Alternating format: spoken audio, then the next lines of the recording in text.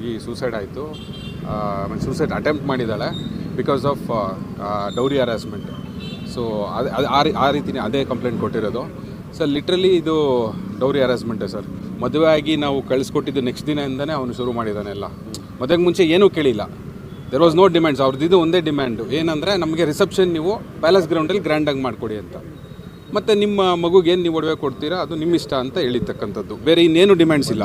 So ಅದೇ ಡಿಮ್ಯಾಂಡ್ಸ್ನ ನಾವು fulfil ಮಾಡಿದ್ದೀವಿ. ಅವ್ರಿಗೆ ಕೇಳ್ದಂಗೆ ಪ್ಯಾಲೇಸ್ ಗ್ರೌಂಡಲ್ಲೇ ಮದುವೆ ಕಮ್ ಬೀಗ್ ರೂಟನ ನಾವು ಗ್ರ್ಯಾಂಡಾಗೆ ಮಾಡಿಕೊಟ್ವಿ ಎಲ್ಲ ಅವ್ರು ಹೇಳ್ದಂಗೆ.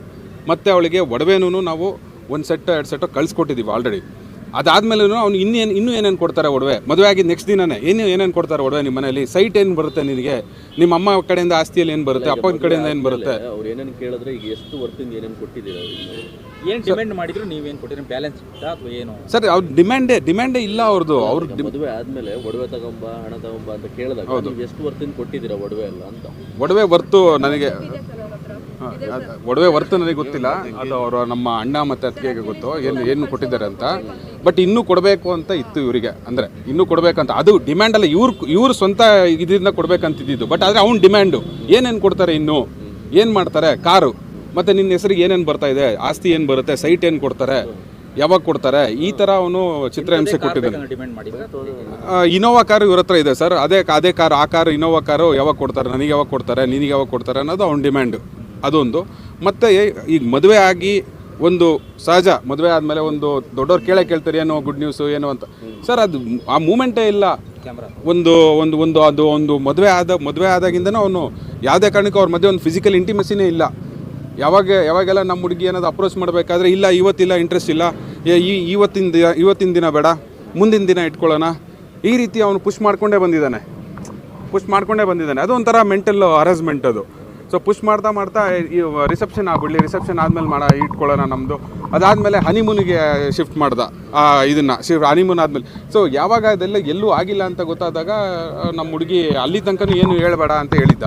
ಯಾವಾಗ ಹನಿಮೂನಲ್ಲೂ ಏನು ಅವ್ರ ಮಧ್ಯೆ ಒಂದು ಫಿಸಿಕಲ್ ಇಂಟಿಮೆಸಿ ಅನ್ನೋದೇ ಶುರುವಾಗಿಲ್ಲ ಅಂದಾಗ ಆ ಹುಡುಗಿ ಬಂದುಬಿಟ್ಟು ಎಲ್ಲ ಹೇಳಿದ್ದಾಳೆ. ಈ ರೀತಿ ಬರೀ ಒಡವೆಗಳು, ಬರೀ ಅವನು ಏನು ತರ್ತೀಯ, ಏನು ಆಸ್ತಿ ಕೊಡ್ತಾರೆ, ಏನು ಮಾಡ್ತೀರಾ, ಇದನ್ನೇ ಬಿಟ್ಟು ಬೇರೆ ನನ್ನ ಬಗ್ಗೆ ಒಂಚೂರು ಪ್ರೀತಿ ಇಲ್ಲ.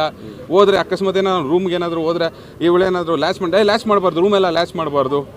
ಬರೀ ಇದೆ ಸರ್, ಬರೀ ಈ ಥರ ಹರಾಸ್ಮೆಂಟ್ ಮಾಡಿ ನಮ್ಮನೆಗೆ ನಾವು ಊಟಕ್ಕೆ ಕರೆದಿದ್ವಿ. ಅವ್ರು ಬಂದಿದ್ರು, ನಮ್ಮ ಮನೆಗೂ ಮದುವೆ ಆದಮೇಲೆ ಸಹಜ ಹೊಸ ಮದುವೆ ಹೆಣ್ಣು ಗಂಡು ಅಂತ ಊಟಕ್ಕೆ ಕರೆದಿದ್ವಿ, ಬಂದಿದ್ದರು.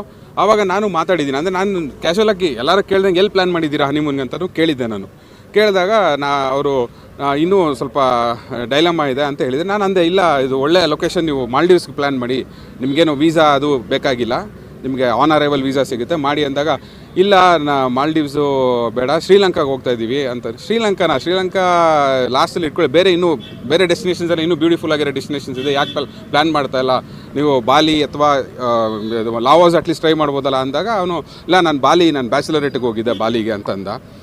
ಶ್ರೀಲಂಕಾ ಏನೋ ಪ್ಲ್ಯಾನ್ ಮಾಡ್ತಿದ್ದೀವಿ ಅಂತ. ಅದನ್ನ ಅಂದ್ಬಿಟ್ಟು ಶ್ರೀಲಂಕಾದಲ್ಲಿ ಈಗ ಸ್ವಲ್ಪ ಇದು ಫ್ಲಡ್ಸು ಅದು ಇದು ನಡೀತಾ ಇದೆ, ಸೊ ಹಾಗಾಗಿ ಅದನ್ನು ಪೋಸ್ಟ್ಪೋನ್ ಮಾಡಬೇಕು ಅನ್ನೋ ರೀತಿಯಲ್ಲಿ ಹೇಳ್ದ. ಅದೇ ಟೈಮ್ಗೆ ನನ್ನ ಕಸಿನ್ ಒಬ್ಬ ಶ್ರೀಲಂಕಾದಲ್ಲೇ ಅವನು ಟ್ರಿಪ್ ಮಾಡಿದ್ದ. ಅವನಿಗೆ ನಾನು ಅವ್ರ ಎದುರುಗಡೆನೇ ಫೋನ್ ಮಾಡಿಬಿಟ್ಟು ಶ್ರೀಲಂಕಾದಲ್ಲಿ ಸಿಚುವೇಶನ್ ಹೆಂಗಿದೆ, ನೀನು ಅಲ್ಲೇ ಇದ್ದ ಅವನು, ಶ್ರೀಲಂಕಾದಲ್ಲಿ ಈಗೇನು ಸಮಸ್ಯೆ ಇಲ್ಲ, ಫ್ಲಡ್ಸ್ ಎಲ್ಲ ಏನಿತ್ತು ಅದಾಗೋಯ್ತು, ಕೊಲಂಬೋಲಂತೂ ಏನೂ ಪ್ರಾಬ್ಲಮ್ ಇಲ್ಲ, ಆರಾಮಾಗಿರ್ಬೋದು ಅಂತಂದ. ನಾನು ಅವಾಗ ಇಮಿಡಿಯೇಟಾಗಿ ಅವ್ನಿಗೆ ಹೇಳಿದೆ, ಅಲ್ಲಿ ನಮ್ಮ ಮನೆಗೆ ಬಂದಿದ್ದಾಗ ಅವ್ರಿಬ್ಬರಿಗೂ ಹೇಳಿದೆ, ಗಂಡು ಹೆಣ್ಣಿಗೆ, ಶ್ರೀಲಂಕಾಗೆ ಏನು ಸಮಸ್ಯೆ ಇಲ್ಲ, ನೀವು ಹೋಗೋದಕ್ಕೆ ಇನ್ನೂ 2 ವೀಕ್ಸ್ ಟೈಮ್ ಇದೆ, ಅಷ್ಟರಲ್ಲಿ ಇನ್ನೂ ಏನೂ ಇರೋದಿಲ್ಲ ಅಂತೆಲ್ಲ ಹೇಳಿದ್ದೆ. ಆದರೂ ಅವನು ಆ ಇಂಟ್ರೆಸ್ಟ್ ತೋರಿಸ್ತಾ ಇರಲಿಲ್ಲ. ಹೌದಾ ನೋಡೋಣ ಅನ್ನೋ ರೀತಿಯಲ್ಲೇ ಇದ್ದ. ಸೊ ಕ್ಲಿಯರಾಗಿ ಅವ್ನಿಗೇನಂದರೆ ಒಂದು ಇಂಟ್ರೆಸ್ಟು, ಆ ಒಂದು ಸಂಸಾರ ಶುರು ಮಾಡಬೇಕು, ಒಂದು ಪ್ರೀತಿ ಗಂಡ ಹೆಂಡತಿ ಅನ್ನೋದು ಭಾವನೆನೇ ಇರಲಿಲ್ಲ ಅಂತ ನನಗೆ ಈಗ ರಿಯಲೈಸ್ ಆಗ್ತಿದೆ. ಅದನ್ನ ನೆನೆಸ್ಕೊಂಡಾಗ ಇದನ್ನು ಸರ್ ಕಂಪ್ಲೇಂಟು ಅವರ ಸೂರಜ್ ಮೇಲೆ, ಅಂದರೆ ಗಾನವಿ ಅವರ ಹಸ್ಬೆಂಡ್ ಸೂರಜ್ ಅವ್ರ ಅಮ್ಮ ಮತ್ತು ಸೂರಜ್ ಅವ್ರ ಅಣ್ಣ, ಇವ್ರು 3 ಜನ ಮೇಲೆ ಕಂಪ್ಲೇಂಟ್ ಆಗಿದೆ ಸರ್.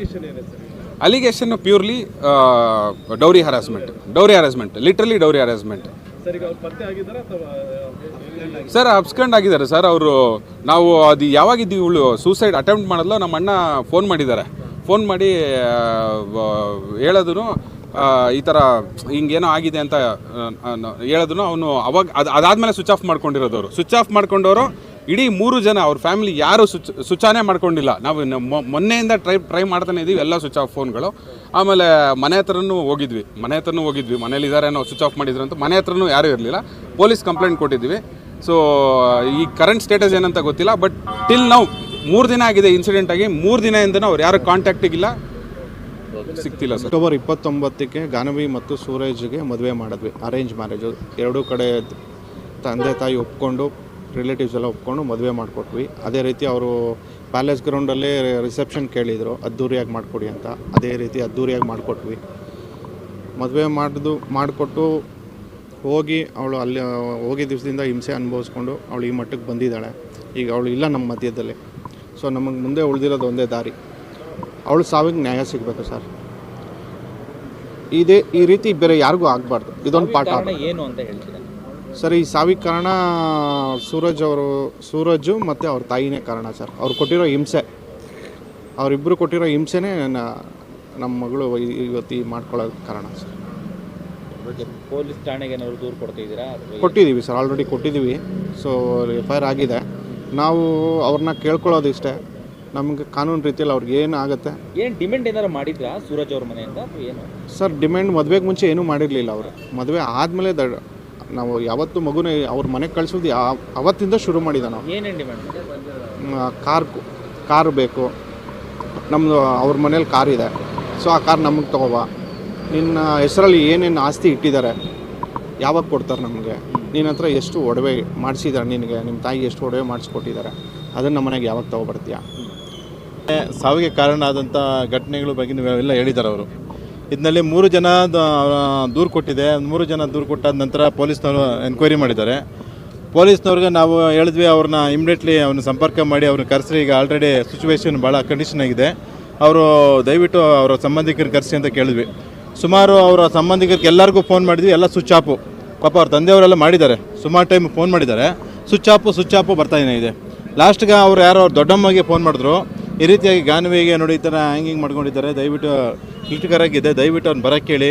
ಎಲ್ಲರಿಗೂ ಫೋನ್ ಮಾಡಿದೆ, ನೋಡಿ ಅವ್ರು ಫೋನ್ ತೆಗಿತಾ ಇಲ್ಲ ಅಂತ ಹೇಳಿದಾಗ, ಅಯ್ಯೋ ವಿಷಯನೇ ಗೊತ್ತಿಲ್ಲ ನಮಗೆ, ಆಯಿತು ಸಂಪರ್ಕ ಮಾಡ್ತೀವಿ ಅಂತ ಹೇಳಿದ್ರೆ ಸಂಪರ್ಕ ಇಲ್ಲಿವರೆಗೂ ಮಾಡಲಿಲ್ಲ. ಇದೊಂದು ಹೇಳ್ತೀವಿ ಅಂತಂದರೆ ಏನು ಈಗ ಇಲ್ಲಿ ಮಗುವಿಗೆ ಗಾನವಿಗೆ ಈಗ ಈ ಮೋಸ ವಂಚನೆ ಮಾಡಿ ಈ ರೀತಿಯಾಗಿ ಸುಳ್ಳು ಹೇಳಿ ಮದುವೆ ಮಾಡ್ಕೊಂಡಿರೋದು ಮೊದಲನೇ ತಪ್ಪದು. ಇದಕ್ಕೆ ತಕ್ಕ ಶಿಕ್ಷೆ ಆಗಬೇಕಾಗುತ್ತೆ, ಕಾನೂನು ರೀತಿ ಕ್ರಮ ಜರುಗಿಸಬೇಕಾಗುತ್ತೆ. ಪೊಲೀಸ್ನವ್ರಿಗೂ ವಿನಂತಿ ಮಾಡಿದ್ದೀವಿ. ಏನು ಈಗ ವರದಕ್ಷಿಣೆ ಕೇಸ್ ಅಂತ ಏನು ಸೆಕ್ಷನ್ ಆಗಿತ್ತು, ಈಗ ಬೇರೆ ರೀತಿಯಲ್ಲಿ ಪೊಲೀಸ್ನವ್ರನ್ನ ಸ್ಟೇಟ್ಮೆಂಟ್ ಮಾಡಿಕೊಂಡು ಮುಂದಿನ ಕ್ರಮ ತನಿಖೆ ಮಾಡ್ಕೊತೀವಿ ಅಂತೇಳಿ ಅವರು ನಮಗೆ ಭರವಸೆ ಕೊಟ್ಟಿದ್ದಾರೆ. ಅದನ್ನು ವಿಚಾರವಾಗಿ ನಾವು ಮುಂದಿನ ದಿನಗಳಲ್ಲಿ ನೋಡ್ತೀವಿ, ಕಾನೂನು ಪ್ರಕಾರ ಕ್ರಮ ಜರುಗಿಸ್ಕೊಳ್ಳೋದಕ್ಕೆ. ಪೊಲೀಸ್ ಠಾಣೆಗೆ ದೂರು ಕೊಟ್ಟಿದ್ದೀರಿ, ಮಹಿಳಾ ಆಯೋಗಕ್ಕೆ ಏನಾದರೂ ದೂರನ್ನು ಮಹಿಳಾ ಆಯೋಗಕ್ಕೆ ಮಾಹಿತಿ ಹೋಗಿದೆ, ಮಹಿಳಾ ಆಯೋಗಕ್ಕೆ ಹೋಗಿದೆ, ನಾಗಲಕ್ಷ್ಮಿ ಅವ್ರಿಗೂ ಮಾಹಿತಿ ಹೋಗಿದೆ ಅಂತೇಳಿ ಈಗ ಪೊಲೀಸ್ನವ್ರದ್ದು ನಂಬರೆಲ್ಲ ತೊಗೊಂಡಿದ್ದಾರೆ. ಅದು ಮುಂದೆ ಏನು ಕ್ರಮ ಜರುಗಿಸ್ತಾರೆ, ತನಿಖೆ ಆಗುತ್ತೆ ಅಂತೇಳಿ ಮುಂದೆ ನೋಡಬೇಕಾಗುತ್ತೆ.